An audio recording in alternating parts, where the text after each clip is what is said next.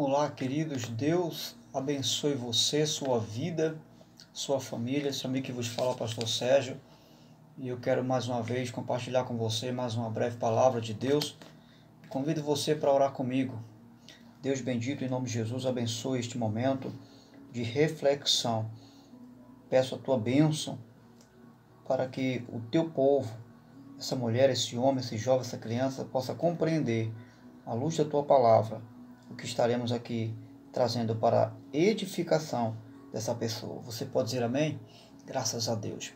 Quero compartilhar com você um texto na Epístola do Apóstolo Paulo aos Gálatas, capítulo 3, onde nós estaremos abordando o seguinte tema: a ordenação feminina ao ministério pastoral. Ordenação feminina ao ministério pastoral. Qual a sua postura, né? Vamos ver aqui à luz da palavra de Deus, lendo Gálatas capítulo 3, versículo 26, 27 e 28. Até o 29, para termos uma compreensão melhor. Paulo diz: todos vocês são filhos de Deus, mediante a fé em Cristo Jesus, pois os que em Cristo foram batizados, de Cristo se revestiram. Não há judeu, não há nem grego, nem escravo, nem livre, homem nem mulher, pois todos são um em Cristo Jesus. Se vocês são de Cristo, são descendência de Abraão, herdeiros segundo a promessa. Muito bem, um tema polêmico, mas muito preciso. E como alguns dias atrás já havia sido abordado a respeito desse tema, eu fiz questão de, à luz da palavra de Deus, trazer com claridade, com precisão, algo a respeito desse tema, que de antemão eu já quero dizer que não tenho dificuldade nenhuma para aprovar a ordenação feminina ao ministério pastoral. Sou de pleno acordo, à luz do que eu creio, à luz da palavra de Deus. Isso no seu contexto, no todo, né? Paulo está falando das bênçãos decorrentes da justificação pela fé em Cristo. E ele enfatiza que a mais importante de todas as bênçãos é a adoção de filhos. A adoção de filhos é a bênção maior de todas que podemos aqui nessa vida receber. Só que no versículo 27 ele vai dizer: pois em Cristo, observe essa expressão, em Cristo todos foram batizados e de Cristo todos foram revestidos. Ele continua dizendo: em Cristo não há homem, nem mulher, nem livre, nem escravo. Não há judeu, no contexto étnico, não há judeu nem grego, pois todos somos um nele, na pessoa bendita do Senhor Jesus. Vamos um pouco parafrasear aqui o quanto a mulher ela foi valorizada por Jesus e o quanto ela tem valor, né? Não só para exercer um ministério pastoral, mas para exercer no dia a dia até mesmo uma liderança, né? Fora do altar. Se formos olhar para a mulher, nós vamos ver que elas são verdadeiras pastoras do dia a dia. E se a questão em pauta é a recusa ao ministério pastoral, como muitos aí recusam, né? Há muitas mulheres que lideram com muita eficiência, com muita destreza o ministério pastoral. E, diga-se de passagem, tem muitas delas que colocam pastores no bolso. São mulheres de Deus que têm sido usados para apacentar o rebanho de Deus com muita responsabilidade, com muita serenidade, né? E temor do Senhor. No Novo Testamento, olhando para o Novo Testamento, você e eu, nós vamos observar que essas mulheres marcaram o ministério de Jesus. E você vai observar que Jesus teve um comportamento heterodoxo. Por quê? Porque ele teve um contato com essas mulheres de uma forma muito próxima, muito de perto e sem nenhuma dificuldade. E um rabino jamais poderia pensar em ter uma aproximação com as mulheres judias. Isso era algo impensável na concepção, no pensamento, no comportamento de um rabino judeu. E Jesus, ele não tem dificuldade, você vai observar que ele abre as portas para as mulheres entrarem no seu ministério e servirem a ele. Ele dá importância, ele dá espaço para uma conversa, ele envolve o seu ministério com as mulheres de uma forma tão profunda que elas chegam a soltar os seus cabelos e algumas delas banhar ele com perfume aromático, né? E você vai observar que soltar os cabelos era uma desonra segundo o costume judaico, especialmente se tratando de tocar num judeu rabino, como foi o caso de Jesus. E Jesus não deu satisfação a A, a B, por aquilo que estava acontecendo. Pelo contrário, ele chega a defender a mulher que derrama o perfume, que enxuga os seus pés com os cabelos. Ele a protege. Que coisa, né? Veja que a mulher, ela recebe um valor extraordinário no que diz respeito ao serviço do reino de Deus. Nós vamos observar que as mulheres lhe serviram com liberdade, né? E se formos pegar o fato da importância que elas tiveram, nós vamos ver, você vai observar que até na hora da crucificação, quem estava lá não foram os homens, não. Todos os apóstolos deixaram Jesus na cruz, fugiram, e as mulheres estavam lá. As mulheres estavam lá.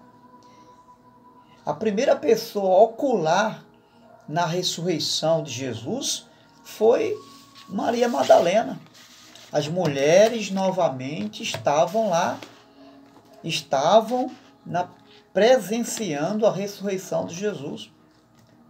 Aí eu venho fazer uma pergunta para mim e para você. Olha, se Deus revelou Cristo encarnado, ressurreto, primeiro às mulheres, por que Deus negaria um ministério pastoral a essas mesmas mulheres? Apenas por causa de uma tradição religiosa do século I? Você acha que Deus ia se limitar ao homem pelo fato do homem ter estado sempre à frente de uma obra que ele deu ordem para o homem realizar? Você acha que Deus ia se limitar a caprichos da lei?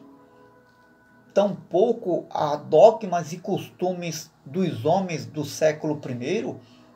Você acha que Deus ia se limitar? Ia proibir uma mulher servir a ele, cuidar de almas, por causa para manter um dogma religioso de um século passado? Deus não se limita ao dia de ontem, Deus não se limita a dogmas e culturas de época nenhuma. Ele faz o que ele quer fazer e usa quem ele quer usar. A graça não é apenas abundante no que diz respeito à salvação, meu querido.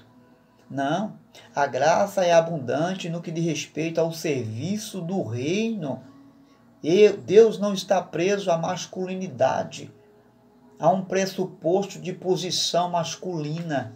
Não, não, Senhor. Deus não está preso a uma história do século I, porque a sua igreja começou dogmatizada por um conceito de ter homens na frente, e agora Deus deixar de avançar com homens porque só tem mulher. Não, Senhor. Deus não limita-se a essas coisas para avançar no reino. As cortinas do véu se rasgaram. Agora, segundo o apóstolo Pedro, capítulo 2, você conhece o texto, todos nós somos sacerdotes, homens e mulher.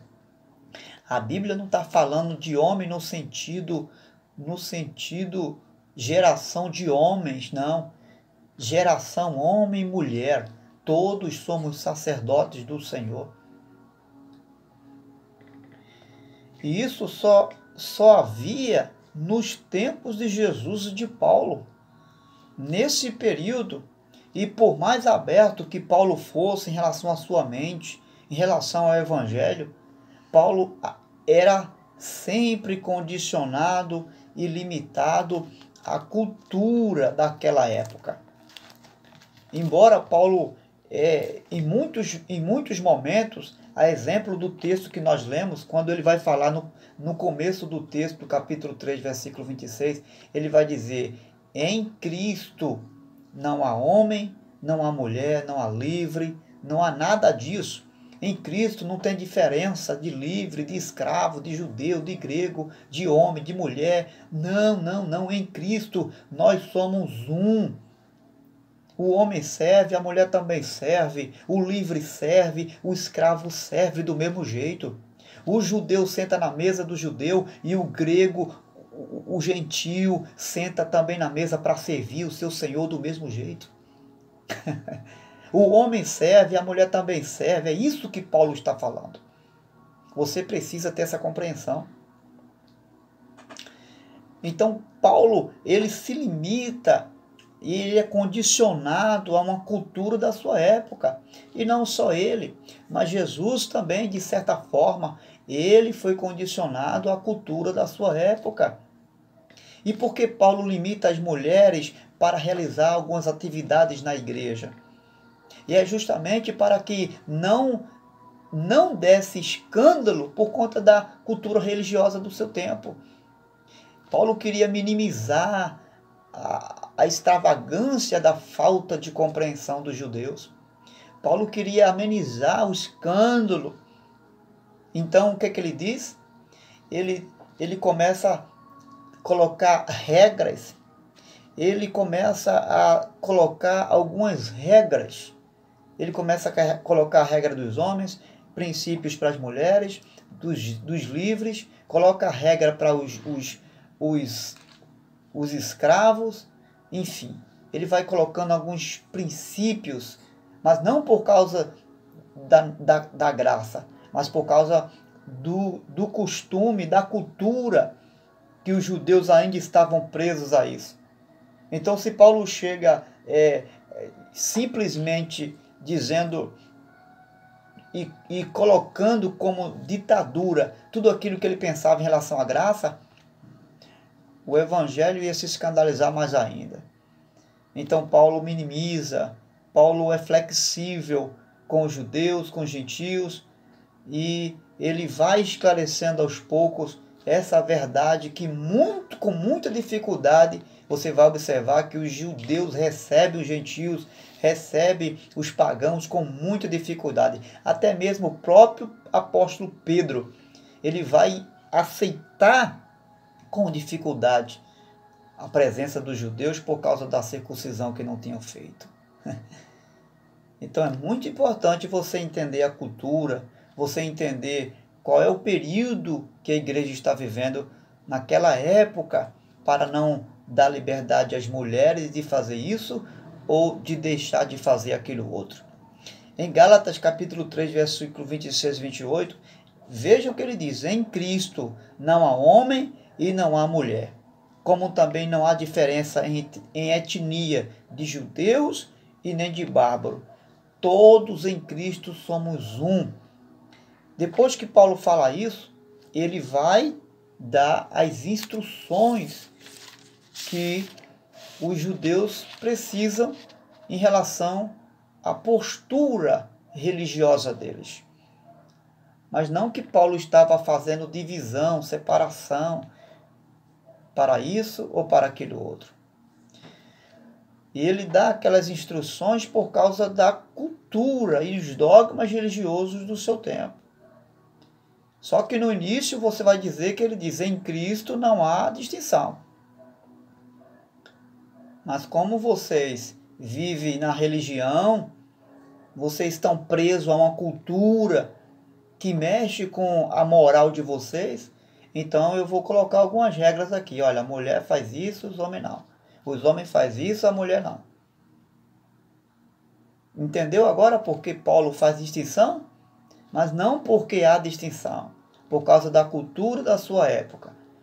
Um bom número de igrejas, no capítulo 16 aos Romanos, você vai observar que Paulo funda algumas igrejas. Naquela época não havia templos como o nosso, com essa estrutura, então as igrejas eram nas casas. E você vai observar que Paulo sauda muitos irmãos que estão com congregações em suas casas. O que é que Paulo vai dizer? E um bom número de igrejas foram presididas por mulheres. No capítulo 16 você vai ver isso. A exemplo da casa de Aquila e de Priscila. Quando Paulo se dirige à igreja que está na casa de Aquila, Paulo primeiramente se dirige a Priscila, dando a ela uma maior honra, como uma revelação de que Priscila tinha uma influência ministerial na liderança daquela igreja ali. Veja que Paulo primeiro faz menção a Priscila e não a Aquila, o esposo dela. Aquila podia ser um bom marido, um bom obreiro, mas Paulo faz menção a Priscila e nos faz entender que Priscila tinha uma influência de liderança naquela congregação. Ela tinha uma forte ligação com o ministério daquela congregação. Agora, negar o ministério de uma mulher só porque é mulher, isso é patético, isso é utopia, isso é falta de uma mente aberta para a revelação da graça e até mesmo do próprio Cristo, que abriu as portas para as mulheres lhe servirem. Jesus, né? Jesus, no Antigo Testamento, ou melhor dizendo, tanto o Antigo Testamento quanto o Novo Testamento, né, você vai ver que no Antigo Testamento havia essa questão de servirem à frente do ministério sacerdotal os homens, porque era um requisito da lei. Não era simplesmente além da mulher não ter a primazia no serviço do sacerdócio, era ela excluída de muitas coisas. Então, se você pegar como pressuposto a lei, é claro que você não vai encontrar na lei mulheres à frente. E diga-se de passagem, a exemplo de Débora, né? A exemplo de outras mulheres que... Aí você vai dizer, mas eram juízas da época. Mas eram líderes. Uma juíza era aquela que debaixo da direção de Deus, dava diretrizes para o povo. Então você vai observar que eram mulheres de liderança. Então, no Novo Testamento, você vai observar, alguns podem pegar como um pressuposto o fato de Jesus não ter apóstolo mulher. Existem duas situações para esse fato ser evidenciado. A primeira situação é porque Jesus não veio desobedecer a lei. Ele veio obedecer a lei. Em que sentido? A lei exigia que nenhum rabino poderia entrar numa sinagoga ou no templo para abrir a Torá se ele não tivesse 10 homens aliançados na aliança de Abraão. Se ele tivesse 20 mulheres e 9 homens, ele não podia abrir a Torá. Daí a importância e o fato de Jesus não ter mulher no seu apostolado. Não porque ele não queria que as mulheres exercessem o papel de uma apóstola. Não, mas por conta da lei. Como ele veio cumprir, então ele cumpriu na íntegra. Aí você pode dizer, mas os apóstolos, quando Judas morreu, foi substituído por um outro homem. Claro, os apóstolos, eles simplesmente estavam mantendo duas coisas. Eles manteram a lei, porque como judeus, eles tinham a lei de Moisés, ainda que estavam abraçando a graça, mas muito lento, de uma forma muito devagar e até com medo. Para você ter para você entender essa verdade, Pedro, um dos pastores e líderes da igreja do século I, ele teve dificuldade de aceitar até os gentios. Ele estava fazendo até acepção, e você sabe disso. Quando Paulo chega e quebra esse tabu, diz, não, Pedro, os gentios têm que ser aceitos. Você vai observar que os próprios apóstolos, em algumas áreas, tiveram muita dificuldade. Mas você pode arrogar, mas quando foram levantar diáconos, não levantaram mulheres para cuidar das viúvas. Claro, eles estavam organizando o ministério à luz de um contexto do primeiro século. Eles estavam organizando o governo do ministério à luz da lei, não à luz da graça. Entendeu? Eles não estavam ainda com a mente aberta para trazer e abrir o leque da graça abundante que Jesus trouxe. E é claro que eles iam seguir o modelo do seu mestre. Eles iam seguir o modelo do seu mestre. Isso não significa dizer que nos dias de hoje uma mulher não pode exercer o ministério diaconal, o ministério pastoral. Não, senhor, de forma nenhuma. Se você observar, Paulo vai dizer que todos foram revestidos, todos foram batizados, em Gálatas capítulo 3, versículo 26. Todos foram batizados e revestidos de Cristo. Revestidos de Cristo, ele está falando de uma roupagem. Que roupagem é essa? Em outras expressões você vai encontrar e todos se vestiram de Cristo. Que roupa é essa? É a roupagem do Espírito Santo. O Espírito Santo veio para todos, homem, mulher, jovem, crianças, veio para todos. Se vestiram de Cristo. Que roupa é essa? Roupa é a roupa do caráter de Cristo. É a roupa da vida moral que Cristo trouxe. Isso não tange só ao sexo masculino, mas ao sexo feminino. Não há gênero aqui. O texto não se limita a um gênero. A roupagem não se limita ao homem, mas ao homem e mulher. Quer mais um exemplo claro de que Jesus não faz acepção de mulheres para servir o reino de Deus?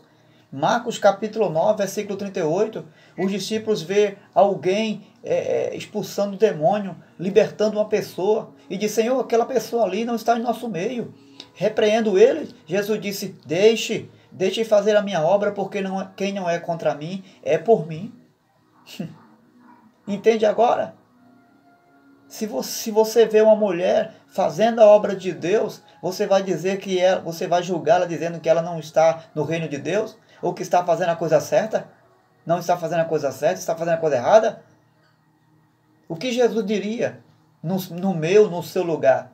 Que ela não é a favor do reino? Pregando o evangelho? Abençoando pessoas? Apacentando almas para o reino de Deus? Preparando uma igreja para o reino de Deus? Você diria que essa pessoa é uma anticristo? Você diria isso? Veja a postura de Jesus. O texto não vai revelar se havia mulheres ali com aquele homem fazendo a mesma coisa. Mas eu quero crer que aquele homem, que os discípulos achavam não fazer parte do meio deles, que queriam repreender, eu quero crer que ele já tinha alguém com ele lá. E as mulheres sempre fizeram parte, sempre auxiliaram, ajudaram. E quem sabe tinha uma mulher lá expulsando um demônio também. Fazendo a obra de Deus. Libertando vidas. Jesus, você acha que Jesus ia dizer que elas não deveriam fazer e deveriam parar? Jesus certamente diria, deixe elas, que elas continuem libertando, que elas continuem salvando, que elas continuem apacentando. Louvado seja Deus. Veja o que diz o capítulo 4 de Efésios e o versículo 7. A Bíblia diz que quando ele foi levantado do madeiro, ele, Jesus, deu dons aos homens. Quando a Bíblia diz que ele deu dons aos homens, não está falando de um homem gênero, homem masculino, não. Está falando de todos os homens, de todas as pessoas, raças, tribos, línguas, não importa quem seja. Deus deu dons a todos aqueles que nele creram. O que é um dom? Dom é um presente de Deus. O dom da salvação, o dom da fé, o dom da pregação. Veja, quando aquela mulher samaritana, que ela reconheceu Jesus, que Jesus era o Messias, quando ela caiu a ficha ali, que ela reconheceu que Jesus era o Messias, creu que Jesus era o Messias, ela foi evangelizar as outras pessoas. E Jesus, ele não impediu que ela evangelizasse. Jesus não disse a ela, olha, não pregue o evangelho, você é mulher, não pode falar de mim. Não ganhe almas. Pelo contrário, a Bíblia diz, e historicamente falando, Samaria foi uma das igrejas que foi fundada no século I, onde muito cresceu no século I. E um dos primeiros membros daquela igreja que nasceu ali foi os membros que aquela mulher ganhou. Uma verdadeira pastora e apacentadora de almas. Quero crer que ela foi uma das líderes da igreja daquela época. Quero crer que ela foi uma das conselheiras daquela época. Você acha que os dons foi só para o homem? O dom de ministrar a palavra, de aconselhar? Você acha que isso ficou só otorgado? Que graça tão pequena é essa que se limita a homem? Que se limita a um sexo oposto? Que graça sem poder é essa que você prega, que você crê? Eu creio numa graça que sobrepuja dogmas e religiosidade. Eu creio numa graça que ultrapassa o sexo oposto do homem e alcança a mulher. Eu creio numa graça que usa homens, usa mulheres, usa crianças. E numa graça que não só coloca uma postura de honra no homem, mas também uma postura de honra na mulher. Eu creio numa graça onde o Espírito vem e se apodera de homens e se apodera de mulheres e as enche do Espírito Santo para ganhar almas e apacentá-las para o reino de Deus. Eu creio numa graça libertadora e não religiosa. Eu creio numa graça que não vem honrar apenas um membro do corpo, mas todo o corpo. Eu creio numa graça que valoriza a cabeça e todos os membros. Eu creio numa graça onde alcança os limites humanos, onde o entendimento do homem não alcança. É por isso que muitos estão embaraçados por aí e fazendo acepção de uma mulher de Deus. Deus abençoe você que é pastora. Deus abençoe você, minha irmã. Vá em frente. Se alguém está rejeitando o seu ministério, Deus não rejeita. Se alguém está desonrando o seu ministério, Deus está honrando o seu ministério. Não importa o que venham a falar. O que importa é o que Deus fez e fará com você e através de você. Continue sendo essa mulher de Deus. Pastoreie a igreja. Pastoreie juntamente com seu esposo. Pastoreie, se você não é casada, pastoreie sozinha. Mas pastoreie o rebanho do Senhor. E não rejeite, não entregue o seu ministério porque os homens ou a ideologia humana não têm aprovado. A Bíblia nos dá resposta e respaldo que você é aceita no reino de Deus, e não importa se você é um membro, se você serve como diaconisa, como pastora ou como um congregado. Deus está aceitando você e aceita o seu serviço, especialmente se você estiver galgando o ministério pastoral. Se você tem essa chamada, não rejeite. Entregue sua vida de todo o coração e Deus honrará o seu ministério. Deus te abençoe. Sinto muito por aqueles que não aceitam essa palavra, mas essa é a minha postura à luz de um contexto histórico, à luz de um contexto bíblico que nós acabamos de ver e enxergar na palavra de Deus. Não se esqueça, Paulo disse: em Cristo não há homens, não há mulheres, não há livres, não há escravos, não há distinção de serviço do reino, não há distinção de quem faz e de quem deixa de fazer. Somos todos um em Cristo Jesus e nos revestimos de uma única roupagem, a roupagem do Espírito Santo, que nos condiciona ao serviço do reino de Deus. Deus em Cristo vos abençoe.